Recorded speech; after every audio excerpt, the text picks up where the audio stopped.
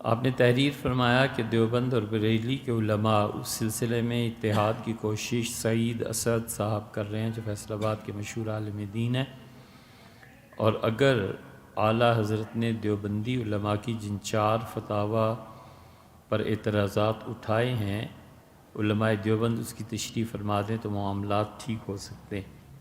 میں یہ پہلے بھی سوال کر چکا ہوں لیکن آپ نے جواب نہیں دیا۔ بھیا علماء دیوبند کی جو 4 عبارتیں قابل اعتراض تھیں، لکھنے والوں نے اپنی زندگی میں ہی لکھ دیا تھا کہ اس سے ہماری مراد کیا۔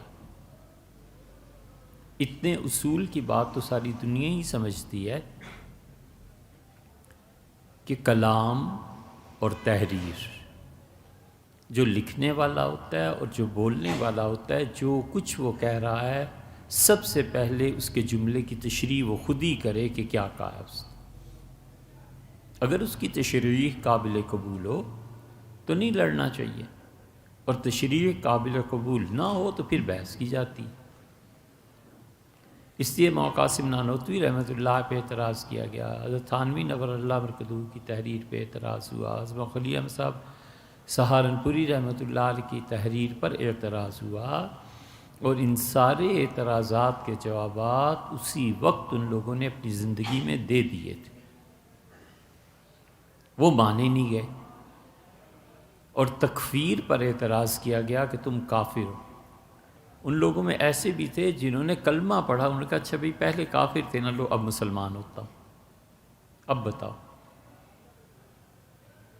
لیکن جو آپ نے فرمایا ہے کہ اس کے جواب اسی وجہ سے نہیں کہ بھیا یہ چیزیں اس دور میں کامیاب نہیں ہوئیں جب پھر بھی بڑے بڑے علماء تھے، اہل بریلی بہت بڑے لوگ۔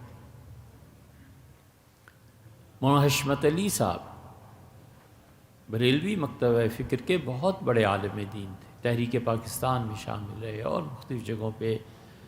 تو مولانا حشمت علی صاحب کے سامنے مولانا شبیر احمد صاحب عثمانی کی تقریر ہوئی تھی، اور مولانا شبیر احمد صاحب عثمانی رحمۃ اللہ علیہ نے ان عبارات کی تشریح کی تھی کہ حضرت ہمارے بڑے جو کہتے تھے اس کا مطلب یہ ہے، اس کا مطلب یہ ہے، اس کا مطلب یہ ہے۔ حضرت مولانا منظور نعمانی رحمۃ اللہ علیہ گئے تھے تھانہ بھون، اور حضرت تھانوی رحمۃ اللہ علیہ کی جس عبارت پر اعتراض تھا حضرت سے لکھوا کر لائے تھے کہ حضرت اس عبارت کا مطلب آپ کے نزدیک کیا ہے، انہوں نے آرام سے لکھ دیا، کچھ نہیں بنا۔ مولانا حشمت علی صاحب کی جو سوانح چھپی ہے نا، اس میں آپ دیکھیے گا یہ واقعہ کہ مولانا شبیر احمد صاحب عثمانی نے تحریک پاکستان کے سلسلے میں جو کام کیا تھا وہ اور ان کے جو تعلقات رہے، نہیں ہو سکتا۔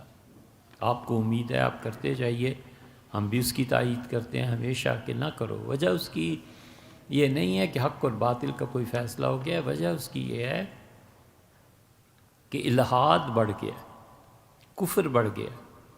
یہ اگلی نسلیں جو پیدا ہو رہی ہیں اور اس فاسد نظام تعلیم کے تحت پڑھ رہی ہیں، یہ خدا کی منکر ہو گئی۔ قائد اعظم یونیورسٹی کے طلباء وہ پوچھتے ہیں کہ اللہ کے وجود کے لیے آپ کے پاس کیا دلیل ہے؟ وہاں کی لڑکیاں آ کے پوچھتی ہیں کہ آخر اس نکاح کی ضرورت کیا ہے؟ لڑکیاں کہتی ہیں نکاح کی کیا ضرورت ہے؟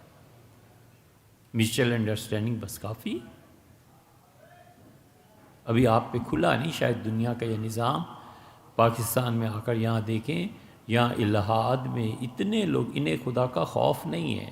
اگر خدا کا خوف ہو تو نماز نہ پڑھیں مسجد میں آ کے۔ ہمارے ملک کی 1% آبادی 1% نماز نہیں پڑھتی۔ 1% کا مطلب کیا ہے 22 کروڑ میں، کہ 22 لاکھ لوگ نماز، پہلے بھی اتنے ہی تھوڑے سے لوگ نماز پڑھتے تھے، وہ بیچارے دنیا سے چلے گئے۔ اب جو ہیں وہ تھوڑے بہت ہی لوگ آتے ہیں، کون آتا ہے؟ آپ کسی اسکول کالج میں چلے جائیں، کتنے 1000-2000 لڑکے پڑھ رہے ہوتے ہیں اور مسجد کی ایک صف پوری نہیں ہوتی۔ تو اس خوابوں کی دنیا میں ہم کیوں رہیں؟ ہم کیوں نہ دیکھیں کہ حقیقت میں کیا ہو رہا ہے؟ اور حضور اقدس صلی اللہ علیہ وسلم پہ دبی زبان میں اعتراضات آتے ہیں، ہمیں خط آتے ہیں کہ یہ کیا، اور بڑے اچھے ہیں جو بچے خط لکھ دیتے ہیں، پوچھ لیتے ہیں، چلو کوئی تسلی ہو جائے گی، لیکن اس کے بعد جو نسلیں آئیں گی وہ تو برسر عام کہیں گی وہ تو حضرت رسالت پناہ صلی اللہ علیہ وسلم کی اب بھی توہین کرتی ہیں، اس وقت بھی کریں گی۔ وہ جو کچھ 8 مارچ 10 مارچ کراچی جو کچھ ہوتا ہے وہ کیا ہے؟